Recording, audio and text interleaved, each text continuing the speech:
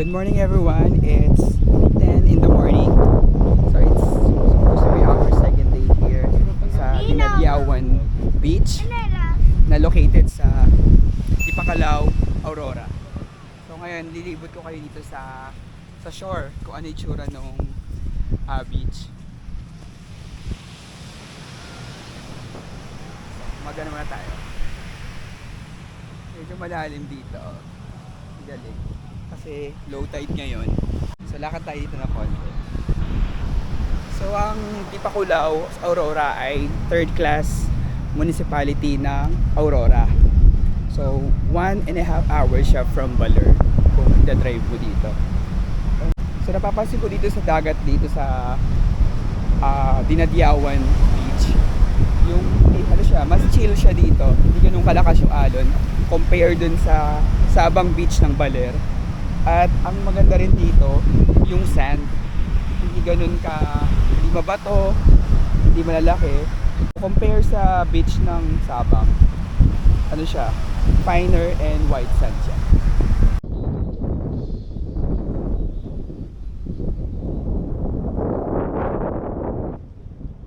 So punta tayo dun sa dagat.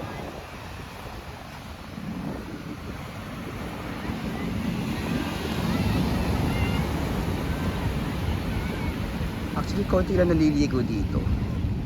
Ito yung kagandahan dito sa Dinadiawan Beach. Hindi ganun crowded, katulad sa mga beach dito sa Aurora. Nandito na tayo ngayon sa tubig or sa dagat. Hello, Kyrie, kasta? Hello. Nag-enjoy ka naman dito? Nakakuha ka ng talangka.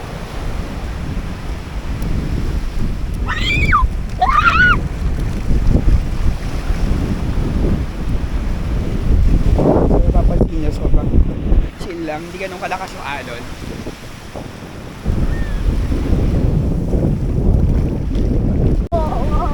Actually maganda yung place para sa akin, pati yung mga nakapaligid na mga bundok, mga puno. Ang comment ko lang dito sa lugar na to, yung sobrang actually ang hina ng signal kahit anong network. Kaya nga hindi ako nakapagbukas ng Facebook, Instagram, YouTube. So sa feeling ko sa Manila ko pa ito ma-upload yung video na to kasi wala talagang signal. Tapos sa tinutuluyan namin wala siyang wifi, which is good na rin siguro kung gusto mo talaga makapag-relax nang walang iniintinding bagay sa Manila. So magandang place to for relaxing. Malayo nga lang yung biyahe. Then lapit tayo para makita nyo kung ano itsura ng tubig. So medyo may mga maliliit na mga tawag dito, algae o mga dahon.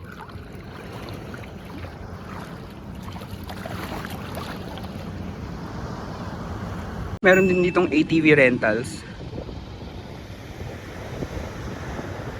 Nag-offer din sila dito ng banana boat riding at saka island.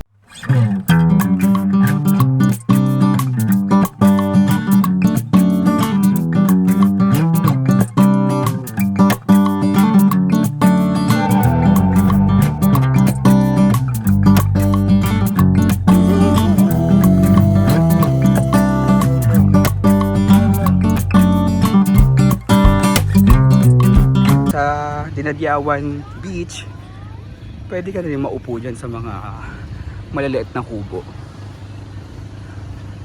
habang pinagmamasdan ang tubig or dagat sa malayo. Meron din volleyball net para makapaglaro kayo.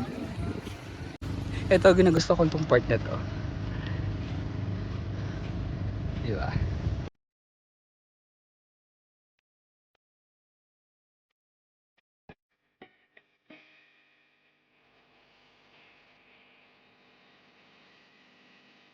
Tapos, kung ayaw mo sa villa mag-rent, pwede ka dito sa mga tent. 'di ba? Kahit na alam mo pagkagising mo umaga yan agad bubungad sa yung dagat. Bubuksan mo na lang yung tent mo.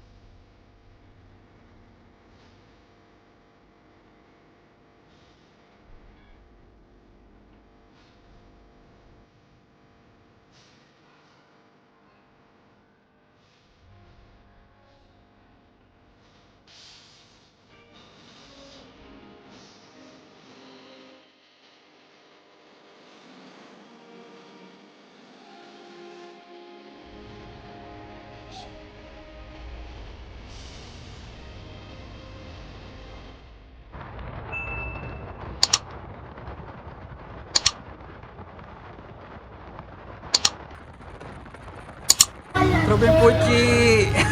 안녕하세요. Highland my life.